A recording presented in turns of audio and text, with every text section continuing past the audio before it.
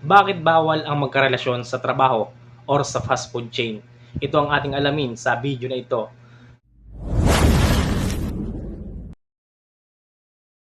Hi guys! Welcome back sa aking YouTube channel. I'm Lelgy Padurina. Sa video ito guys, ipuusapan natin kung bakit bawal ang magkarelasyon sa trabaho. So yun ang ating pag-uusapan at tatalakayin sa content na ito, no? At bago ang lahat ay shoutout muna sa ating mga solid supporters kay Rinalyn. Ayan, support nyo naman po ang Kalalab Vlogs. Ayan, ilalagay po natin sa screen. At vlogger din po siya, small YouTuber. At sana supportahan po natin at ang iba pong mga content creator na gusto magpa-suporta.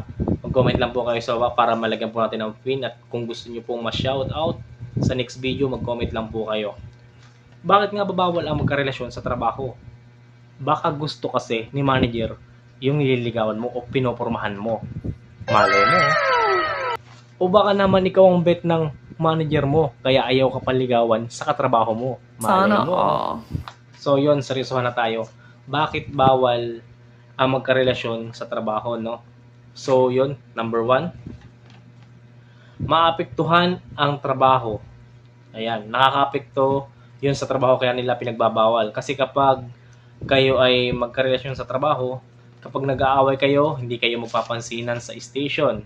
Halimbawa, yung kasintahan or yung karelasyon ay counter, hindi siya mag-update sa kitchen kung running out na ba ito o walang ganito. Tapos, o kaya mayroong big order, hindi niya sasabihin or i-call sa kitchen. Tapos magugulat ka lang may big order na pala.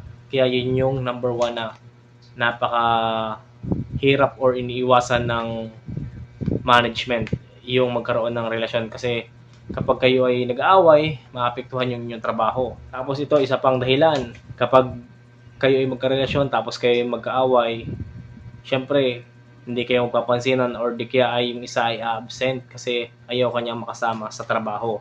Syempre, mapipilayan yung operation. Then, number 2, nag-aantayan sa break time. Ayan, ito. Maraming tatabaan ito. Number 2, nag-aantayan sa break time. Ayan, yan yung madalas na ginagawa ng magkarelasyon sa trabaho. For example, yung isa opening, alas 7 ang pasok. Then yung isa naman, alas 11 ang pasok. Itong si opening, alas 7 pumasok, dapat ang break nito is alas 11 para kapag tapos niya mag-break, makakabalik siya ng alas 12, then masasamahan niya yung mga kasama niya sa peak hours. Ganito mangyayari, yung pumasok ng 11, magbe-break ng alauna, so si opening mag-aantay pa ng alauna kasi sasabayan niya yung kanyang karelasyon. Ayan. Doon pumapasok yung antayan portion, no, ng magkasintahan.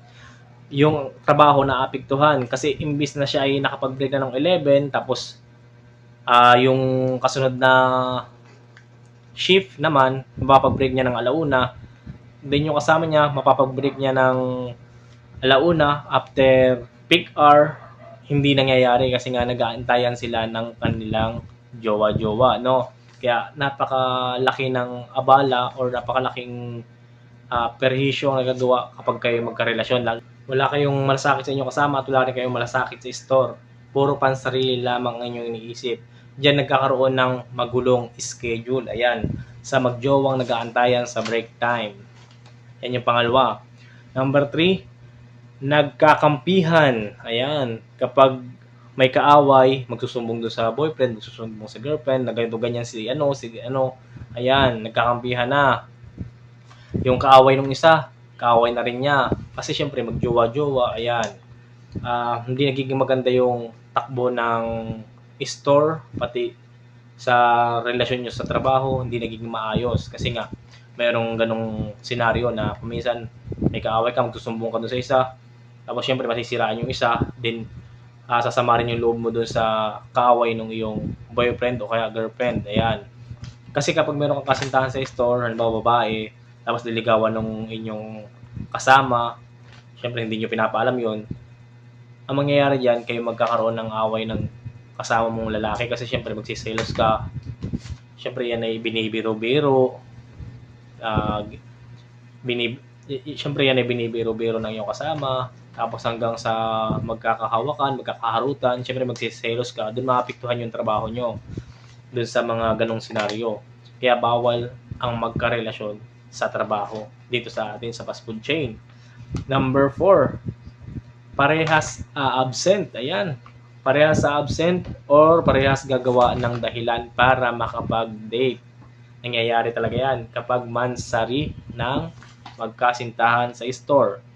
Kaya po pinagbabawal nila ang pagrerelasyon sa loob ng store kasi katulad niyan, kapag parehas kayong absent dalawa, pilay ang operation. Ma'am, sir, hindi pa ako makapasok. Ako po yung nagtatae. O di kaya mayroon po akong sakit. Ayan, gagawa ng dahilan para umabsent. Parehas. Mapipilayan ang operation kung sakaling ikaw ay opening counter, yung babae. Tapos yung isa naman ay kitchen. Maapektuhan ng inyong operation. Sinong huhugutin? Sinong mananagot? Kasi kayo magkarelasyon, mansarin nyo. Siyempre, kayo magbabanding, gagala sa mga magagandang lugar katulad ng Luneta, Ocean Park, MOA. Kaya doon na masisira ang operation ng store kasi absent yung dalawa, mawawala ng crew, di ba? Saan ka huhugot naman noon? Eh syempre hindi nyo naman ipagpapalit yung mansarin nyo.